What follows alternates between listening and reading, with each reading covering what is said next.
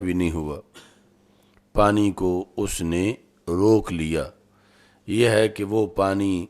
حوض کی شکل یا جھیل کی شکل اختیار کر گیا، ایک بہت بڑی مقدار پانی کی اس زمین نے اکٹھی کر لی۔ تو یہ بھی وہ زمین ہے کہ جو بارش کی قدردان ہے، اگرچہ اس کا درجہ وہ نہیں جو جذب کرنے والے کا درجہ ہے۔ جذب کرنے والی زمین تو ایک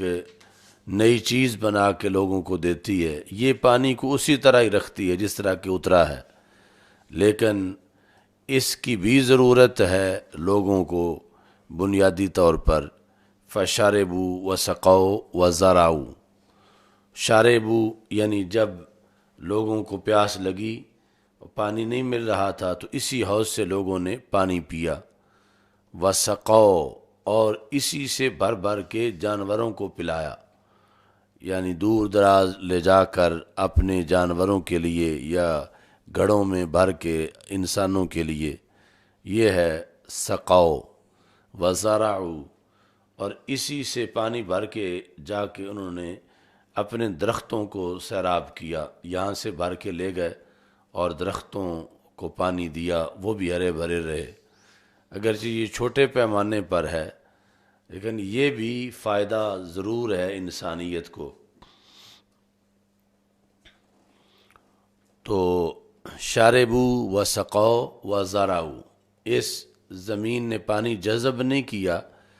کہ اجتہاد کر کے مسائل کا اخذ کرتی، لیکن جو قرآن و سنت کے براہ راست احکام ہیں یا فقہا کا اجتہاد ہے وہ اس نے یاد رکھا ہے۔ یہ ایک مفتی کے سینے کی زمین ہے، یہ ایک عام عالم ربانی کے سینے کی زمین ہے کہ جہاں پر پانی موجود ہے اور لوگ جس وقت حالات کی دھوپ میں جلستے ہوئے آتے ہیں تو یہاں سے ان کی پیاس بجھتی ہے۔ یعنی جب وہ کہتے ہیں کیا فرماتے ہیں علماء دین اس مسئلہ کے بارے میں، حلال حرام کا مسئلہ ہوتا ہے اور مفتی صاحب اس کا جواب دیتے ہیں تو اس سے ان کی وہ علم کی پیاس بجھتی ہے، اور پیچھے پورے علاقے کے لوگوں نے کسی کو بھیجا ہوتا ہے کہ جاؤ مسئلہ پوچھ کے آؤ، تو ان کی پیاس بھی بجھ جاتی ہے۔ تو یہ دوسری قسم کی زمین ہے جو ظاہری بارش کی ظاہری طور پر قدردان ہے۔ تیسری، وَأَصَابَتْ مِنْهَا طَائِفَةً أُخْرَى، ایک اور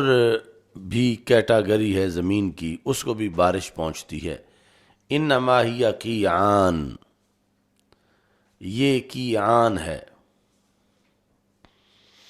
قیعان یہ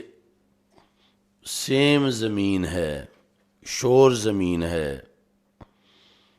یا ایسی سفیدہ زمین ہے جو کہ جہاں پانی رکنے کی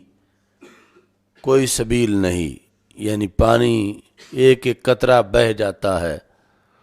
اور خود اس میں جذب کرنے کی صلاحیت نہیں کہ وہ سیم زدہ ہے یا شور ہے، پانی اندر جذب نہیں کر سکتی کہ پھر وہاں کوئی سبزہ اگے۔ لا تمسک ماء ولا تنبت کلان، لا تمسک ماء سے فرق ہے دوسری زمین سے، لا تنبت کلان سے فرق ہے پہلی قسم کی زمین سے، نہ پانی روکتی ہے اور نہ ہی سبزہ اگاتی ہے۔ فَذَلِكَ مَثَلُ مَنْ فَقِهَ فِي دِينِ اللَّهِ،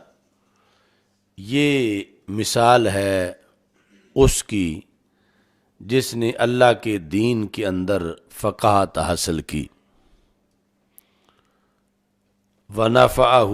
مَا بَعَثَنِ اللَّهُ، بھی اور یعنی اصل اتنا بیان کر کے اب رسول پاک صلی اللہ علیہ وسلم اس اعتراض کے جواب کی طرف متوجہ کرتے ہیں. گویا کہ 3 قسمیں تمہید میں بیان کی، اب جواب کا خلاصہ بیان کیا کہ جو ہو رہا تھا کہ جب آپ کی بارش ہر جگہ برسی ہے تو پھر ہر جگہ ایمان کیوں نہیں آیا، بعض جگہوں پہ کفر کیوں ہے؟ تو فرمایا کہ فذالک ما سأل من فاقوہ فی دین اللہ ونفعہ ما بعثن اللہ بہ فعلم وعلم. تو پہلی قسم کی زمین ہے، یہ اس کی مثال ہے کہ جس نے دین میں سمجھ حاصل کی اور اسے اس چیز نے فائدہ دیا جس کے ساتھ مجھے اللہ تعالیٰ نے بھیجا تھا. فعلم وعلم، تو یہ ترجمۃ الباب یہاں سے ثابت ہوا، عالم وعلم پہلی قسم کی زمین. ومثل عالم وعلم پہلی اور دوسری دونوں قسم کی، اور یہ مثال ہے اس کی کہ جس نے لم یرفع بذلک رأسا، جس نے اس بارش کے بارے میں سر ہی نہیں اٹھایا، توجہ ہی نہیں کی کہ بارش ہو رہی ہے. ولم یقبل ہدی اللہ الذی ارسلت بہ، اور اس نے وہ ہدایت قبول نہیں کی کہ جس کے ساتھ مجھے بھیجا گیا ہے. یعنی 2 زمینوں کی مثال ایک طرف رکھ کے ایک کی ایک طرف، تو یہ مجموعی طور پر مشبہ بھی ہے، اور پھر تشبیہ دی گئی ہے علوم نبوت کو، ہدایت کو اس کے ساتھ، اور آگے مرکب ہے تشبیہ کی جس کے اندر 7 علوم اور ان کے لحاظ سے جو زمینوں کا کردار ہے یا سینوں کا کردار ہے اس کو بیان کیا گیا ہے.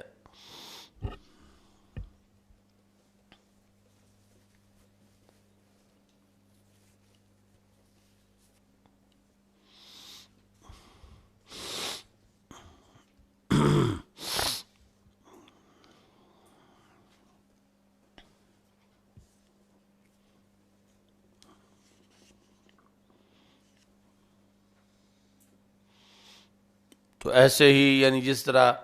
یہاں سے ہم نے فقہ کا استدلال کیا ہے پہلی زمین سے، ایسے ہی یعنی علم تصوف کا بھی استدلال کیا جا سکتا ہے. جو شرعی تصوف ہے وہ یعنی قرآن و سنت کی ہی ایک تعبیر و تشریح ہے، اور قرآن و سنت کی ہی خوشبو ہے، کوئی علیحدہ چیز نہیں ہے. اور یہ صوفیاء کرام جو اولین صوفیاء کرام ہیں صحابہ کے بعد، تو ان کے دلوں کی سرزمین نے قرآن و سنت کے پانی کو جذب کیا، اور اس سے پھر تصوف کے اصول جو ہیں وہ مرتب کیے. اور یہ اصل وہی قرآن و سنت ہے، یہ کوئی متوازی دین نہیں ہے،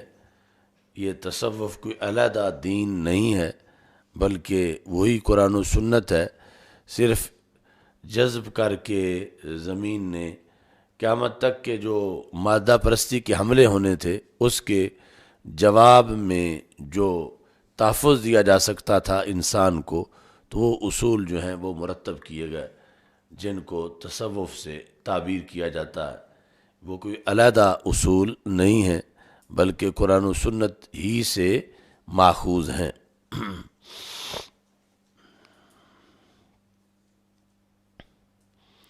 اور مجموعی طور پر یہ ہے کہ رسول پاک صلی اللہ علیہ وسلم آئے تو کیا لائے، یعنی کس وجہ سے نبی اکرم صلی اللہ علیہ وسلم کی ولادت عید ہے پوری کائنات کے لیے. اس کی وجوہات اس حدیث میں بیان کی گئیں کہ کائنات کا کوئی طبقہ ایسا نہیں کہ جس کے لیے اس آنے میں نوازشات جس کے لیے نہ ہوں. یہ آگے علیحدہ معاملہ ہے کہ کون سی زمین اس قابل ہے کہ وہ ان نوازشات سے بہرہور ہو سکے، اور کون سی زمین بنجر زمین جیسی ہے کہ جسے اس عید کی نوازشات کی خبر ہی نہیں ہے. اور اگرچہ پورا زمانہ اور پوری کائنات اور سارے زمانے اس سے فیض یاب ہو چکے ہیں، یعنی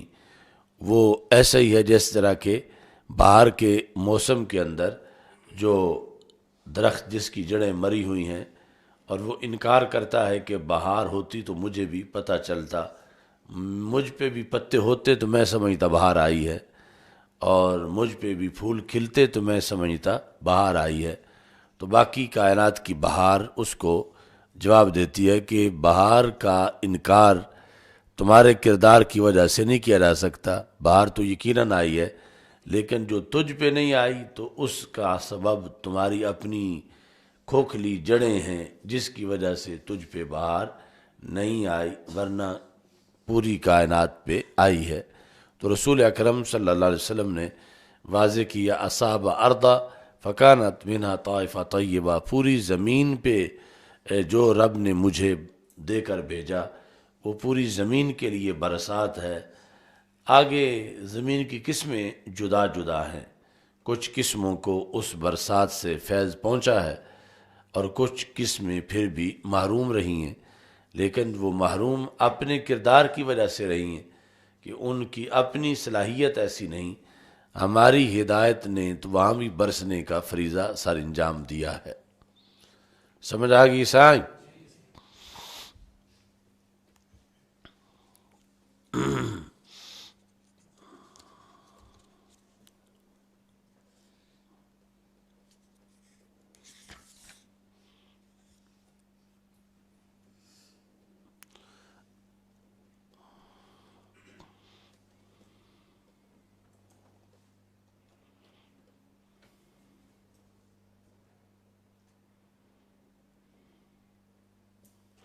قال ابو عبداللہ، امام بخاری نے کہا، قال اسحاق وکانا منہا طائفہ قیلت الماء، کہ ایک دوسری سند ہے اس میں قابلت کی جگہ قیلت ہے، قابلت الماء کی جگہ قیلت الماء، تو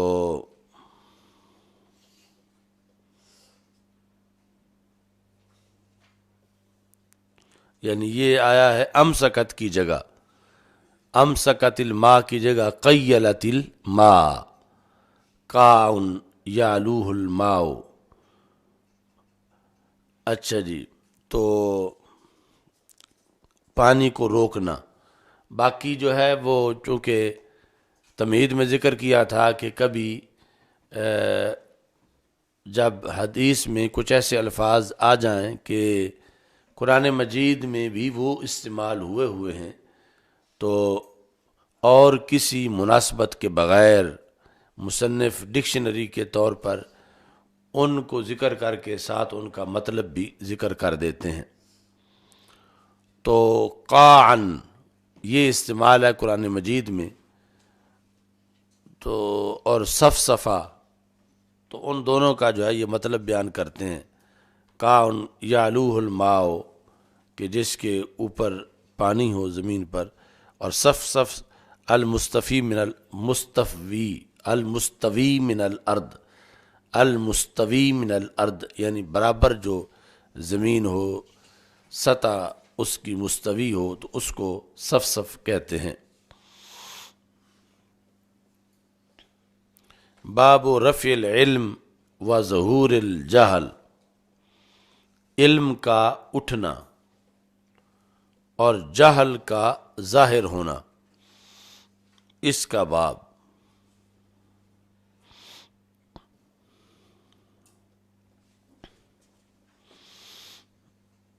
علم کا اٹھنا اور جہل کا ظاہر ہونا۔ ربیہ سے مراد ربیہ رائے، ربیہ کہتے ہیں کہ لا ينبغي لأحد عنده شيء من العلم ان يضيع نفسه،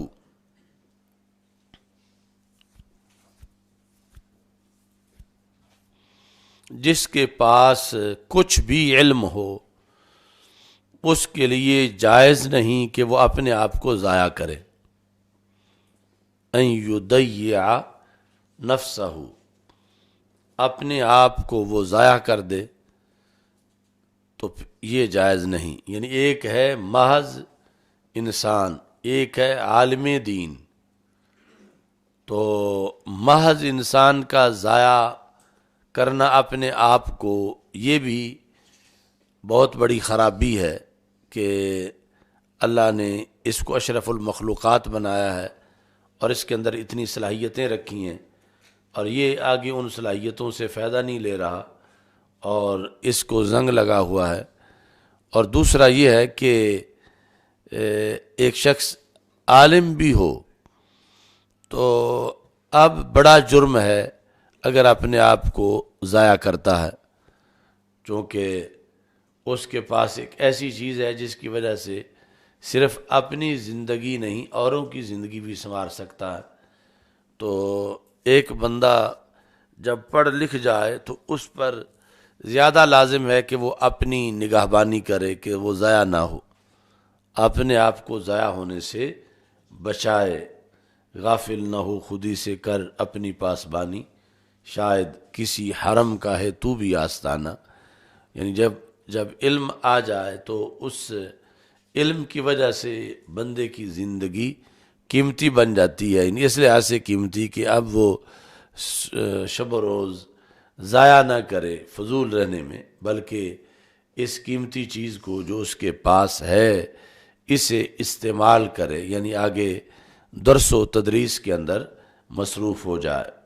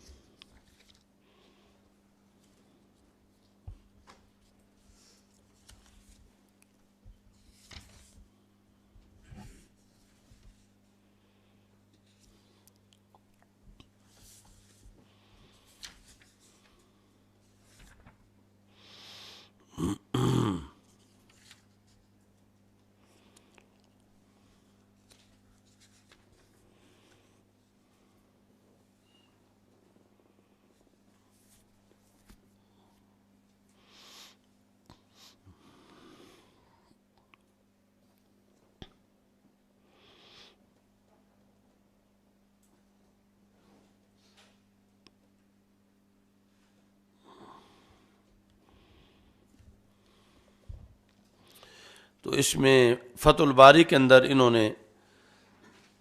اس کی وضاحت کی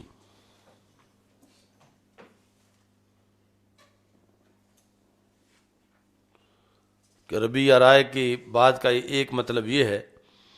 ان کان فیہ فہم و قابلیہ للعلم لا ينبغی له ان یہمل نفسہ فیترک الاشتغال لئلا یؤدی ذلک الی رفع العلم. اگر اس میں فہم اور قابلیت ہے علم کی تو پھر ضرور علم میں مصروف رہے، اپنے آپ کو مہمل نہ چھوڑے.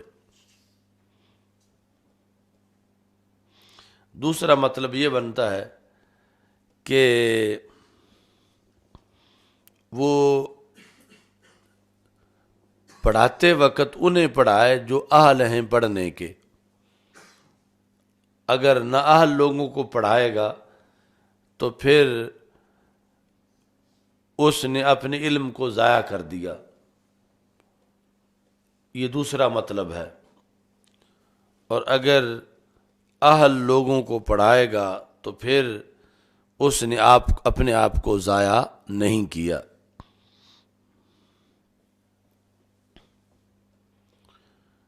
مراد الحث علی نشر العلم فی اہلہ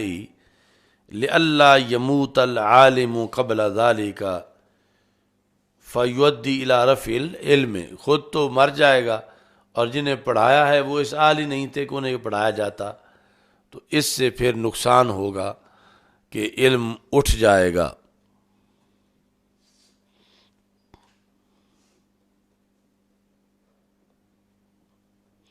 تو اس طرح یعنی کسی پڑھی ہوئی شخصیت کہ علم کے مفید ہونے کا مدار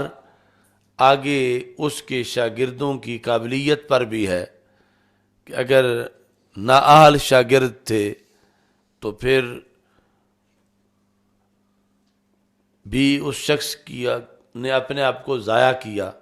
کہ ساری عمر انہیں پڑھاتا رہا کہ جہاں پڑھانے کا کوئی فائدہ ہی نہیں تھا، اور اس طرح اس نے اپنی زندگی ضائع کر لی اور ادھر جو ہے وہ علم اٹھ گیا۔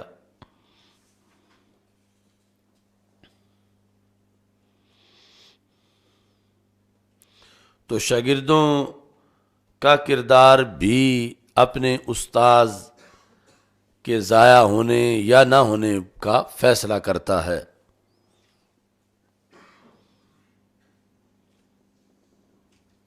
کہ جنہیں ساری زندگی اس نے پڑھایا وہ اگر قابل قرار پائے، صحیح العقیدہ قرار پائے اور محنتی قرار پائے تو پھر تو استاذ نے اپنے آپ کو ضائع نہیں کیا، ورنہ پھر استاذ نے اپنے آپ کو ضائع کیا۔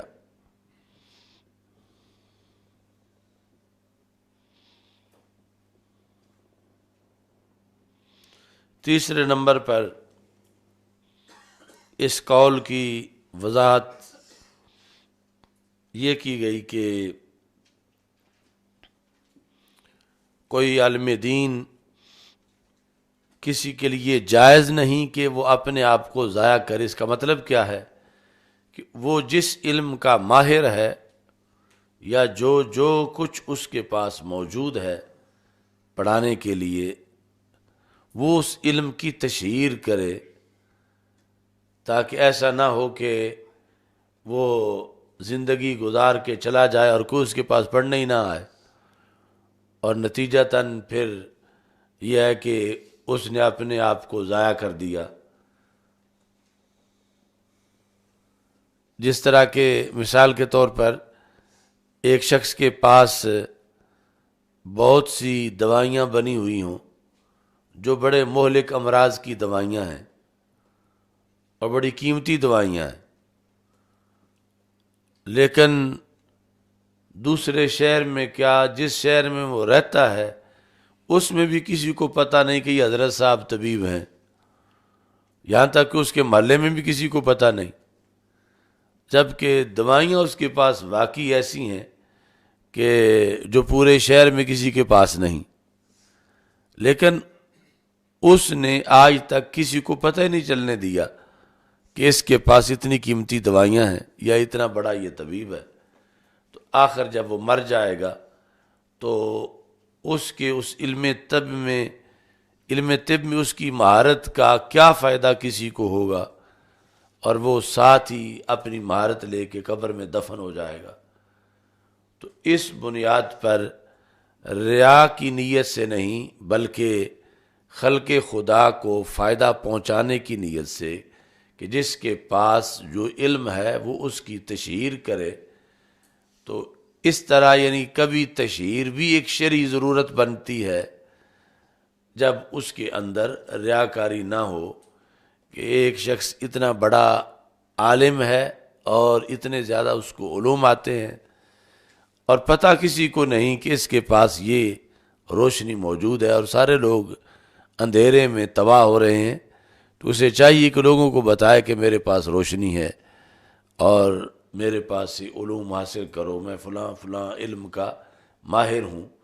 تو اگر اب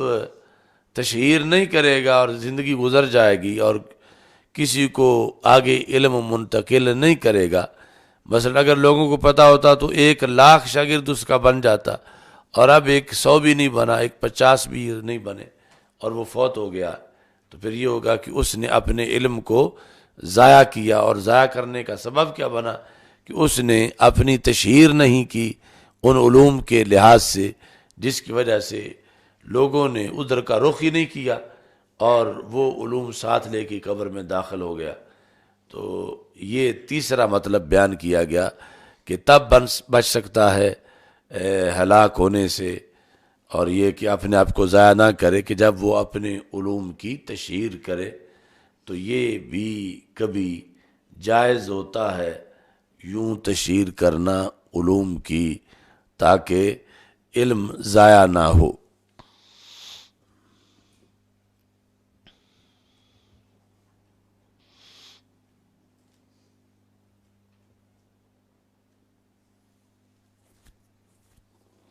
چوتھے نمبر پہ کہ جس کے پاس علم ہو وہ اسے ضائع نہ کرے۔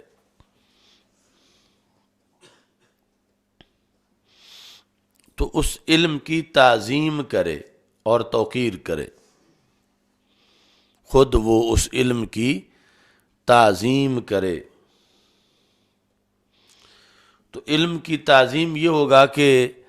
وہ علم چونکہ اس کے ساتھ قائم ہے، وہ علم ایسا نہیں ہے کہ جیسے چادر ہو کبھی یہ اتار کے کہیں رکھ دے اور کبھی اوپر لے لے، بلکہ جب وہ علم اسے میسر ہے تو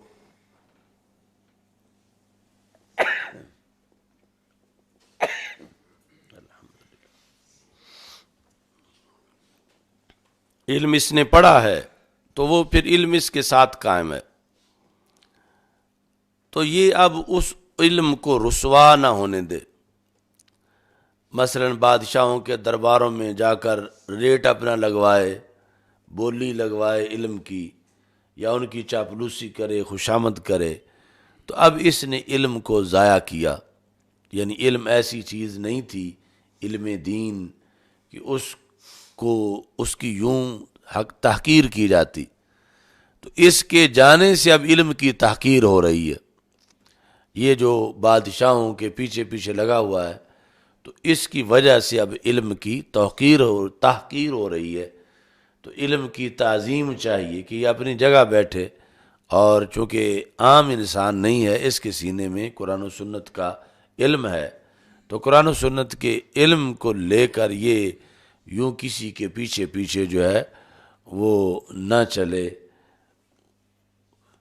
یہ ہے کہ جس کے پاس علم آ جائے تو اب وہ اس علم کی توقیر کرے، تحقیر نہ کرے، کیونکہ اب اس کا صرف اپنا تعارف نہیں رہا کہ یہ فلاں بن فلاں ہے، اب اس کا تعارف قرآن و سنت کے علم کے لحاظ سے ہے۔ تو اس بنیاد پر وہ دیکھے کہ کسی گندی جگہ میں نہ بیٹھے جا کر، پھر اس کے علم کی توہین ہوگی۔ مثلا وہ کسی شراب خانے میں چلا جائے، کسی بدی کی جگہ پہ چلا جائے، تو اب اس نے خود علم کی توہین کی۔ تو ربیہ رائے کہتے ہیں کہ وہ جسے علم ہو وہ اپنے آپ کو ضائع نہ کرے۔ تو ضائع کرنے کا ایک مطلب یہ بھی ہے کہ وہ اسے دنیا کی سہولتوں کا ذریعہ نہ بنائے، دنیا کے اسباب اور دنیا میں رزق اور دنیا کے منافع کے حصول کا اسے اعلیٰ نہ بنائے، چونکہ علم اعلیٰ چیز ہے، دنیا ادنا چیز ہے۔ تو ادنا کو تو اعلیٰ کا ذریعہ بنایا جا سکتا ہے، مگر اعلیٰ کو ادنا کا ذریعہ نہیں بنایا جا سکتا۔ تو یہ بندہ مجرم ہوگا جس نے اعلیٰ کو یعنی علم دین کو ادنا کا ذریعہ بنایا ہے۔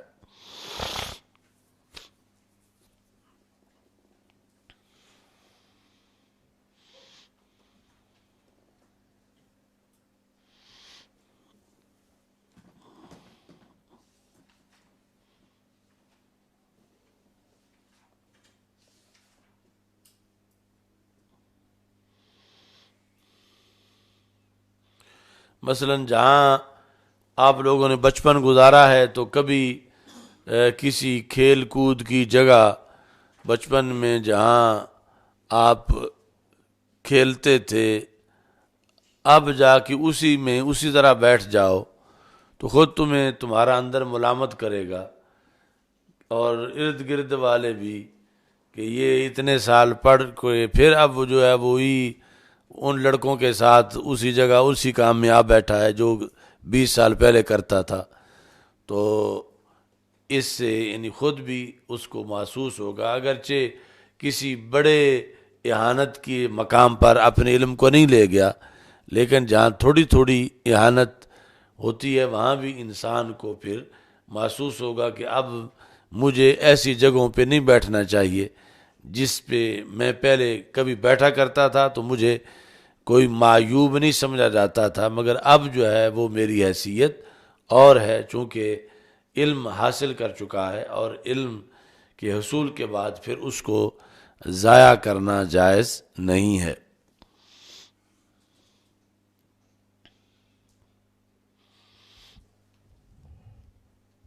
آگے حدیث شریف ہے کہ انس رضی اللہ تعالیٰ عنہ کہتے ہیں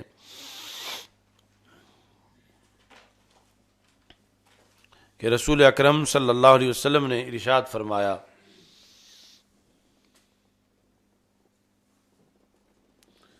اشرات، قیامت کی علامات میں سے یہ ہے کہ علم اٹھا لیا جائے گا،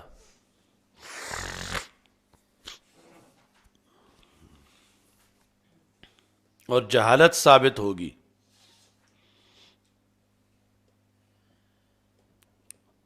اور شرابیں پی جائیں گی، اور زنا معاذ اللہ ظاہر ہو جائے گا۔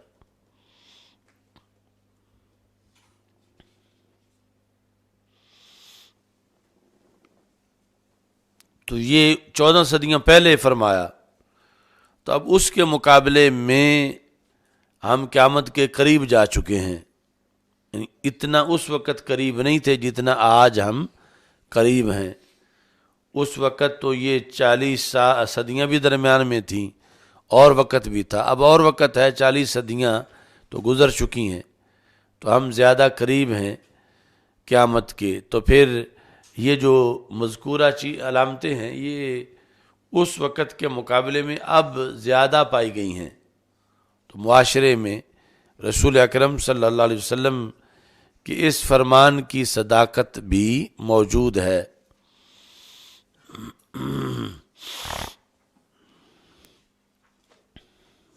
علم اٹھا لیا جائے گا۔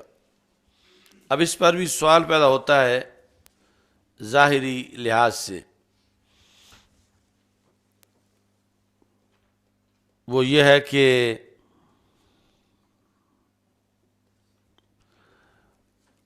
آج علم پھیلانے کے جتنے ذرائع ہیں اور جتنے ذرائع سے پھیلایا جا رہا ہے، 14 صدیاں پہلے تو اس کے مقابلے میں ان ذرائع کے لحاظ سے تو کچھ بھی نہیں تھا، نہ اتنے پرنٹنگ پریس تھے، نہ اتنے مکتبے تھے، نہ اس انداز میں روزانہ اتنے اخبار چھپتے تھے، پھر اتنے ماہنامے، پھر اتنی تصنیفات، اتنے بڑے بڑے مکتبے کتابوں سے بھرے ہوئے ہیں، یہ سب کچھ ہی نہیں تھا، اور اب یہ سب کچھ ہے۔ پھر اس کے علاوہ نیٹ اور اس سے منسلک جو علم پھیلانے کے طریقے ہیں، یعنی چند منٹوں کے اندر علم کی ترویج، ایک تحریر کو پوری دنیا میں پہنچا دینا، یا ایک آواز کو پوری دنیا میں پہنچا دینا، تو یہ تو بہت فاسٹ نظام ہے ماضی کے مقابلے میں، اور یہ کئی طریقوں سے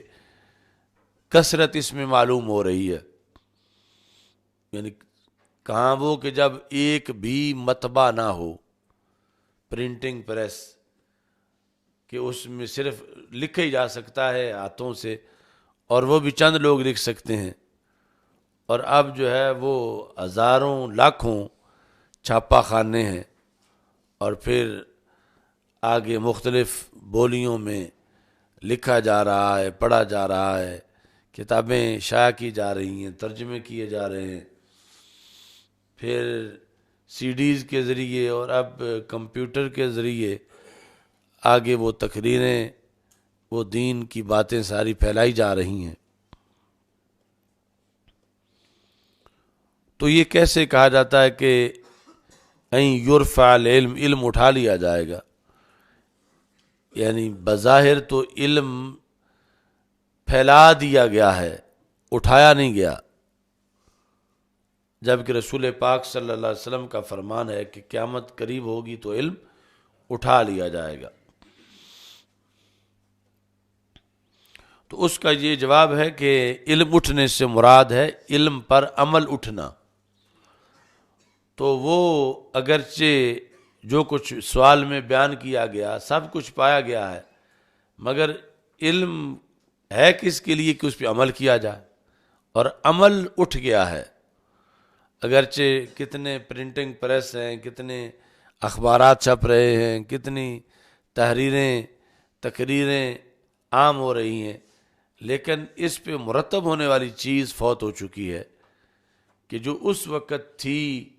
جب ایک بھی چھاپا خانہ نہیں تھا، یا کوئی نیٹ کا نظام یا اس طرح کی کوئی چیز نہیں تھی، وہاں پر چند لفظ ہی جو بہاریں لے آتے تھے، اب اس کی جگہ علم کا یہ سیلاب جو ہے اس سے بھی کوئی فائدہ حاصل نہیں ہو رہا۔ تو یہ ہے رسول پاک صلی اللہ علیہ وسلم کا مطلب کہ علم سے جو مقصد ہے وہ اٹھ جائے گا۔ تو آج یعنی علم کے پھیلانے کے لیے لاکھوں یونیورسٹیاں ادارے بن گئے، جبکہ ان میں سے کوئی بھی اتنا بڑا اس انداز میں نہیں تھا، اور چھاپے خانے اور کیا کیا مکتبے لائبریریاں مار سے وجود میں آئیں، کتابیں لکھی گئیں، جبکہ ان میں سے کچھ بھی اس وقت نہیں تھا۔ لیکن اس وقت جتنا بھی علم تھا اس کے ساتھ عمل تھا، اور آج علم کے ساتھ عمل نہیں ہے۔ تو یہ مطلب ہے رسول پاک صلی اللہ علیہ وسلم کا کہ علم اٹھ جائے گا۔ اب اس میں یہ نہیں ہے کہ کوئی کہے کہ یہ تو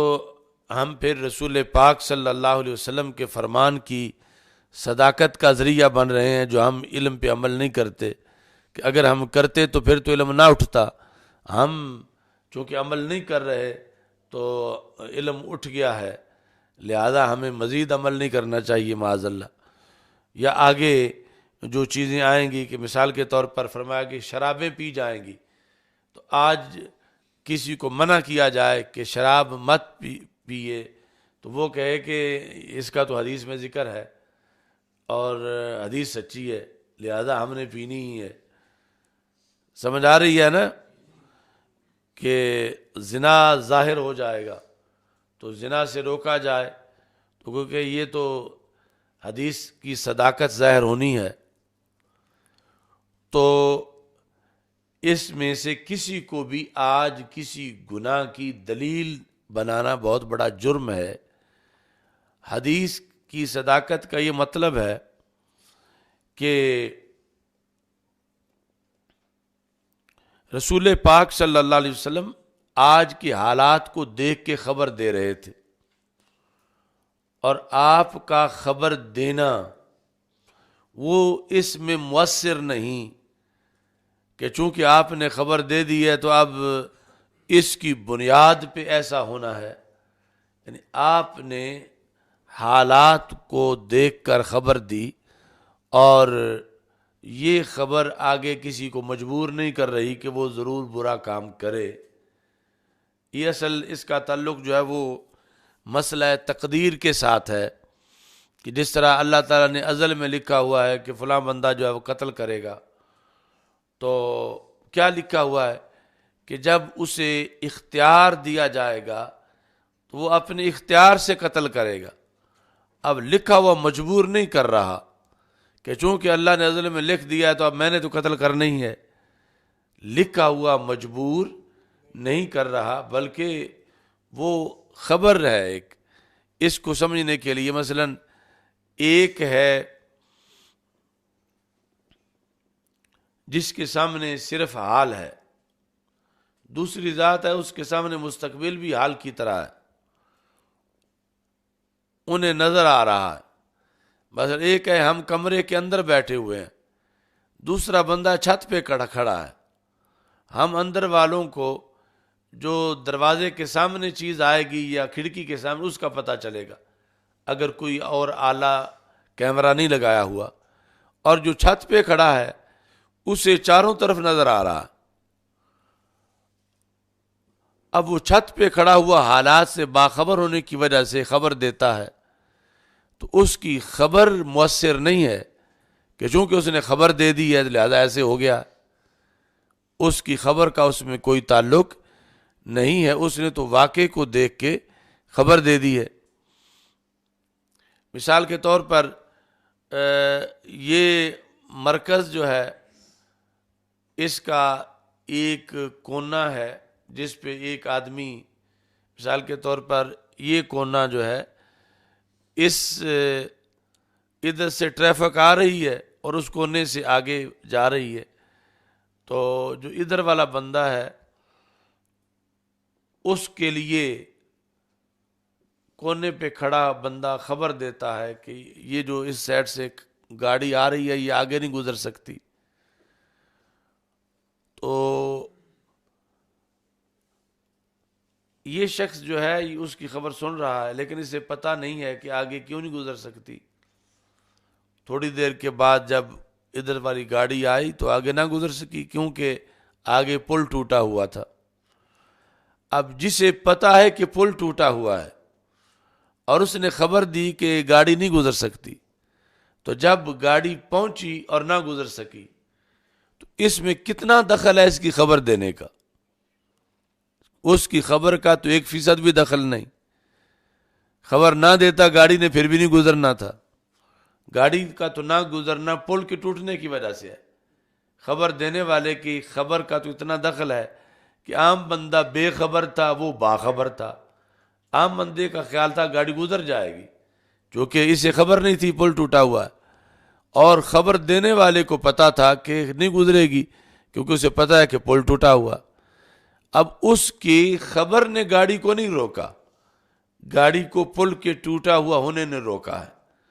تو اسی طرح یعنی جو کچھ بھی لکھا ہوا ہے تقدیر کے اندر وہ کسی کو مجبور نہیں کر رہا، وہ تو اللہ کے علم کی وسعت ہے کہ اس نے مستقبل کو دیکھ کے خبر لکھ دی، باقی مستقبل کے حالات واقعات جو ہیں یہ خود آگے سبب ہیں جس وجہ سے کسی نے کسی کو قتل کیا یا کسی نے کوئی برا کام کیا تو اللہ دیکھ رہا تھا مستقبل کو، اس نے خبر بھی دے دی اسی وقت فرشتوں کو یا خبر لکھوا دی ازل میں، تو اب اس خبر نے مجبور نہیں کیا بلکہ ویسے ہی پل ٹوٹا ہوا ہے کہ جس کی وجہ سے ایسے حالات ہوئے ہیں۔ تو ایسے ہی پھر یہاں پر جو رسول پاک صلی اللہ علیہ وسلم نے خبر دی ہے، آپ کی خبر نہیں مجبور کر رہی کہ آپ سارے پھر بدکاری کریں گے، شراب پئیں گے چونکہ سرکار نے خبر دے دی ہے، اور خبر کی سچائی انہیں مجبور کرے، تو خبر کی سچائی ان کو مجبور نہیں کر رہی، یہ اپنے طور پر اپنی ہلاکت کا باعث بن رہے ہیں۔ سرکار نے تو نگاہ نبوت سے حالات کو دیکھا اور حالات کی خبر دے دی، لیکن ان کو تو یہی حکم ہے کہ تم شراب نوشی سے بچو، تم بدکاری سے بچو، تم رفع علم سے بچو۔ تو اس بنیاد پر یہ جو فتنہ ہے کہ جو ان احادیث کو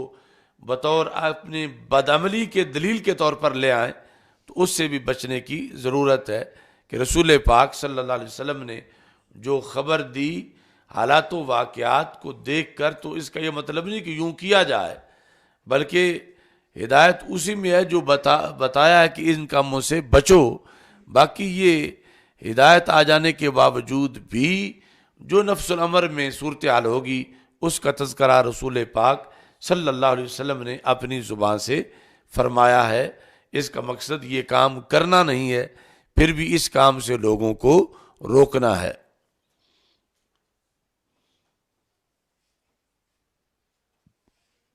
قیامت کی علامتوں میں سے یہ ہے کہ علم اٹھا لیا جائے گا اور جہالت ثابت ہو جائے گی اور شرابیں پی جائیں گی اور معاذ اللہ زنا ظاہر ہو جائے گا۔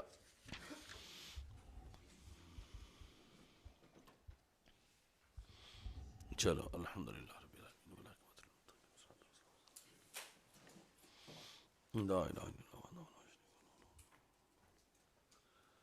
استغفر اللہ، لا الہ الا اللہ، لا شریک له، اللہم اغفر، اللہم اغفر۔ اللهم نور قبر محمد يوسف واجعل قبره روضة من رياض الجنة واسع وفرج قبره من فرج قبره